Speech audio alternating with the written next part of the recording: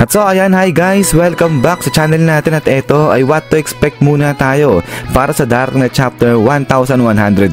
At tignan din natin pati itong pasuspense na naman ni Oda doon nga sa mensahe niya sa may Jump Fiesta. So nung nakaraan lang yan. Pero ayan, ay bago tayo magsimula, ay kung bago ka pa lang sa channel natin ay huwag mo kalimutan mag-subscribe at pakipindot na rin sa notification bell para ma-update ka every time na meron tayong bagong upload. So yan lang naman po at ulit ay maraming salamat sa paghihintay. So huwag na natin patagalin pa.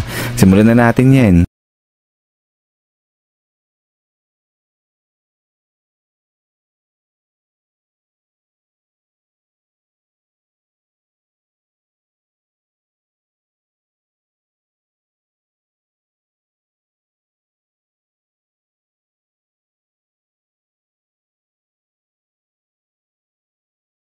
At so kahapon nga ay naglabas na ng isang page itong leaker natin patungkol sa chapter 1102. So confirmed na nga yan at dito yan magsisimula kay Sabo. So dito, etong si Sabo napansin niya na paalis etong si Dragon. So kaya tinanong niya etong si Dragon kung saan pupunta yan. Kung pupunta raw ba etong si Dragon dun sa may Log Town. So ito sagot si Dragon at ang tanong niya nga dito kay Sabo ngayon, sino yung boss o sino ba yung nagmamay-ari dun sa teritoryo na yon. But then after nga niyan ay dito na ipinakita ngayon etong si Smoker. At so now ang sinasabi na mukhang eto yata yung time na kung saan nailigtas ni Dragon etong si Luffy dyan sa kamay ni Smoker. So alam neto ni Dragon na sa oras na yan ay hindi pa kayang talunin ni Luffy etong ang si Smoker kasi nga dati pa man din ay malakas na etong si Smoker. At kung matatandaan nyo nga ay parang etong si Smoker pa yung representative ng Marine. So dati yun kasi nga pag nakikita na nga natin etong si Smoker ay agad-agad naisip natin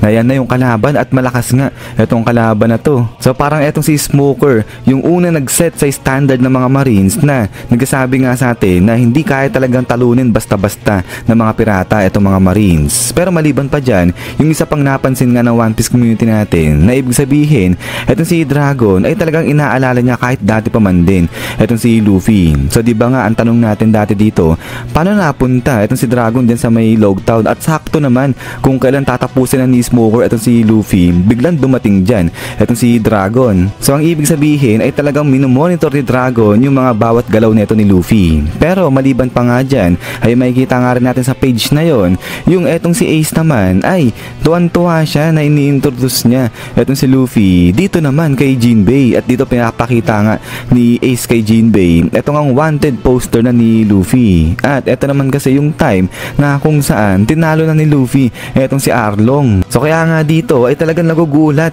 etong si Jinbei kasi nga kabago-bago lang ni Luffy, tapos isa pa bata pa nga raw etong si Luffy pero nagawa niya ng talunin etong crew ni Arlong. So kaya nga ito tuwan-tuwa etong si Ace dyan at tinatanong niya pa nga etong si Jinbei dyan kung sa tingin daw ni Jinbei kayo no kayang kapatid dyan. So sabi nga ni Ace, akin yan kapatid ko yan, sabi ng ganyan. So yun ay pinapakita lang dito sa panel na to kung gaano ka-proud eto si Ace dyan nga kay Luffy sa pagkapanalo niya laban kay Arlong. Pero pagkatapos niyan ay talo naman dito sa side ni Bonnie. Dahil dito naman ay ipinakita na nga rin yung pagsisimula ng paglalayag o paglalakbay ni Bonnie bilang isang pirata na nga. At eto nga buo na ngayon dyan etong crew ni Bonnie. At dito ay sinabi na nga rin ni Bonnie yung ironclad nga raw ng mga pirata, which is yun ay yung magnakaw nga raw. So kaya ngayon ay gawin nga raw nila yan pero magnanakaw lang sila doon sa mga masamang tao lang. So ibig sabihin, sige magnakaw sila na magnakaw, gawin nila yan kasi ganyan nga yung ginagawa ng mga pirata pero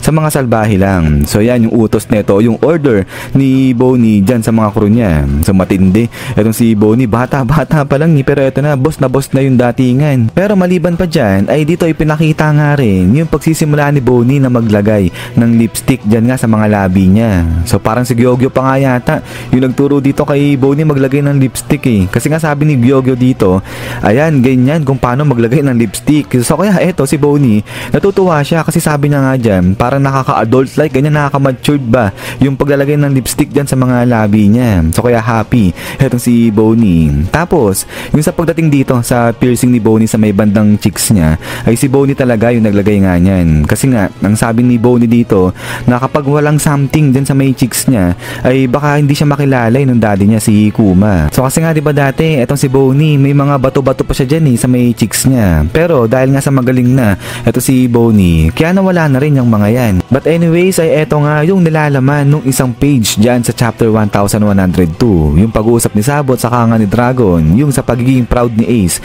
dyan kay Luffy, at yung sa pagsisimula ni Bonnie sa kanyang paglalakbay bilang isang pirata. At yun pala, bago ko makalimutan, etong si Kuma, kasama nga rin pala dyan sa may page na yan. Kasi parang nakamontage ulit yung page nga na yan. At dito, etong si Kuma, ang sabi niya nga dyan sa loob-loob niya, habang hawak niya yung newspaper o yung bounty ni Luffy, ang sabi niya nga dyan, Dragon, anong klaseng tadhana to? Yung anak mo, naging pirata na rin, sabi niya ganyan sa loob-loob niya. At so now, ay punta na ngayon tayo dyan sa expectation sa kung ano nga yung may kita dyan sa chapter 1102. So dito na-expect na nga na One Piece community natin na matatapos na etong ang flashback ni Kuma. Kasi nga nakita na nga dyan kung ano nga yung nangyari dyan sa surgery ni Kuma, pinakita na yan. Pati nga yung paggagamot dyan kay Bonnie. So nakita na natin yung past ni Bonnie at saka nga nito ni Kuma, at pati na rin kung ano yung relasyon ni Kuma dito sa Revolutionary Army, kung paano siya nagsimula dyan, at pati na rin kung paano natapos o nag-quit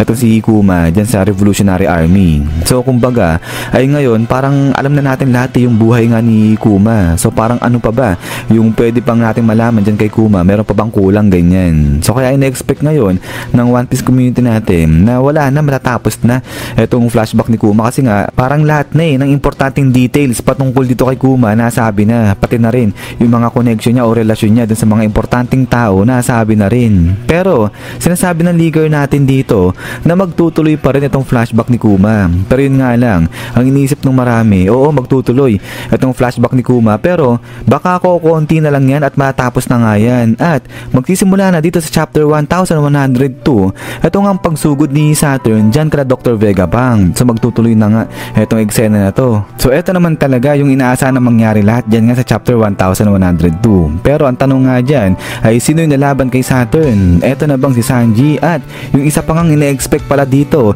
na lalaban kay Saturn ay eto na nga si Kuma. So iniisip ng marami na darating na itong si Kuma dyan nga sa may chapter 1102 para harapin na itong si Saturn. Pero ang tanong ko nga lang dyan, if ever man nga na itong si Kuma pumunta dyan sa may Egghead Island, ay labanan niya ba talaga kaya itong si Saturn dyan? O baka pwedeng may iba pa na mangyari sa pagdating ni Kuma dyan? So siguro ay sa susunod na tayo mag-go deep dyan, at puntahan muna natin naman itong mensahe ni Oda dyan sa may Jump Fiesta. So nito nga lang yan nung nasa nakaraan. So wag na natin basahin lahat, dito na lang tayo magsimula sa may truly. Ayan, truly a terrifying world. If Luffy and the others can leave Egghead safely, they should be going to that island. I also considered not taking that route, but I may not be able to stop Luffy. And finally, at last, it will happen. The battle between that character and that character may lead to unexpected results. So eto na naman yung mga pasuspense ni Oda dyan nga sa mensahe niya. So ngayon, ang tanong ng marami,